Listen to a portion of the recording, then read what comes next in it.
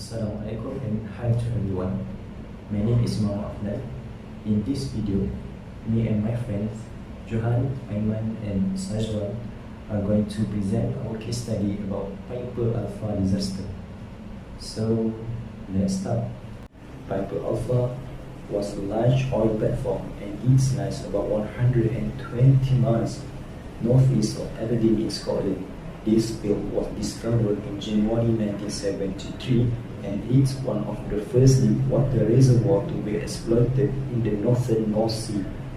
In December 1976, Piper Alpha started the production of oil and it began exporting oil from Piper Oilfield to the Flota terminal. Piper Alpha also additionally served as hub which connecting the gas pipeline to two other platforms which are Claymore and Tartan. Piper Alpha was made by four modules. Module A, oil is piped up below the seafloor. Module B and C for processing of oil and gas. Module D for power generation. All the modules were separated by a firewall to withstand the oil fire and to protect from personnel and common area. 226 people are working on board of Piper Alpha in order to keep this massive platform running smoothly. Before the explosion, 62 men are working on the night shift while the others are off duty. On the terrible night, 6 July 1988, around 10 p.m., the initial explosion was occurred. The inquiry said that the main cause for the explosion is due to leakage of gas condensate through a secure line flange in Module C, where the pressure safety valve had been removed as part of maintenance. The fire was ruptured the gas line connected to Claymore and Tartan and releasing a lot of gas which caused a further massive fire through the Piper Alpha platform. It took 3 weeks for the fire to be extinguished. 167 men died, 30 bodies were never discovered, and the others were injured and traumatized. On 28 March 1989, the remains of Piper Alpha were collapsed into the sea. This disaster was the world's biggest offshore oil disaster, which affected 10% of production of oil in UK and financial losses estimated about £2 billion. According to the Pat kernel, the accident was caused by an accumulation of errors and questionable decisions. There are some contributing factors that caused the disaster of Piper Alpha. First, poor communication between the shift. Second, lack of management of work permit. Third, failure of organization or management. And negligence of safety culture. First, poor of communication between the shift. This is the primary factor that brings this disaster. There are no direct interaction between the person working on that day. The workers that take the action to operate the pump without get any confirmation from the person in charge from the previous shift, which lead leakage in condensate pump and activate the alarm followed by the ignition due to the escaping condensate. Second, lack of management of work permit.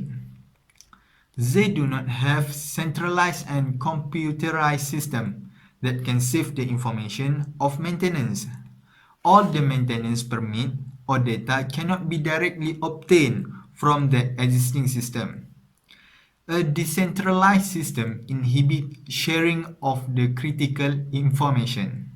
For example, the shift worker who had restarted the pump only found the global permit that concerning an ongoing the overhaul involving that pump, but did not find another permit that concerning the routine maintenance on that day that lead remover relief valve and replaced with the blind flash.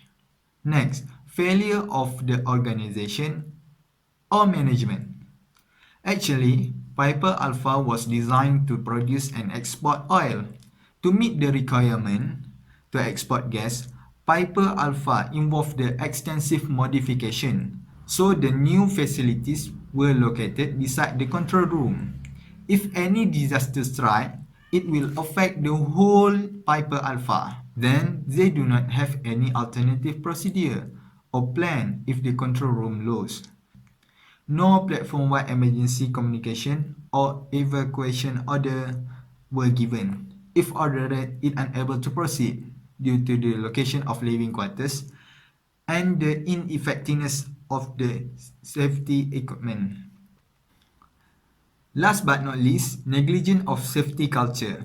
The highlighted issue is the automatic firefighting equipment placed in the manual mode on that evening, according to the procedure established by the rig manager when the divers were working in the water. But divers did not see significant risk unless they were working closer 10 to 15 feet from any of the intake. Earlier audit recommendation suggested that pump remain in automatic mode if divers were not working in the vicinity of the intake, but this recommendation was never implemented. Assalamualaikum warahmatullahi wabarakatuh. My name is Muhammad Shazan Haziq bin Hashim, and today I will present about the action taken regarding the Piper Alpha disaster and the improvement of health and safety legislation offshore act. Action taken regarding the Piper Alpha disaster can be divided into three actions. The first one is initial response taken by the industry. The second one is the investigation and analysis, and the third one is regulation.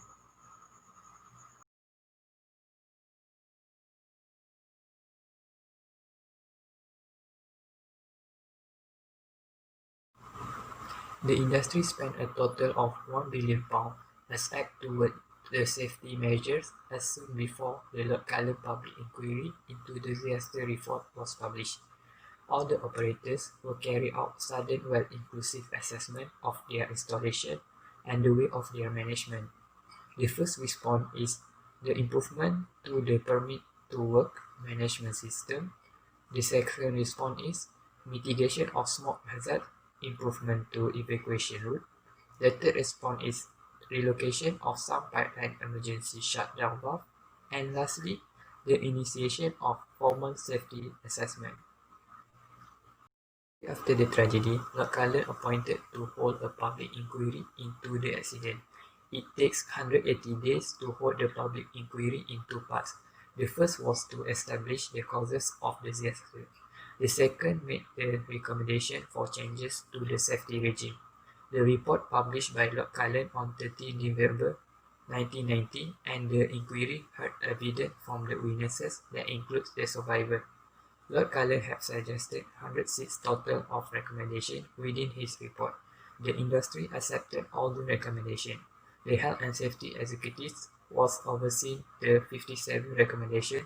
40 of it were responsible to the operators, 8 were for the whole industry to progress, and the last one was for the Standby Ship Owners Association. Industry acted urgently to carry out the 48 recommendations that responsible to the operators.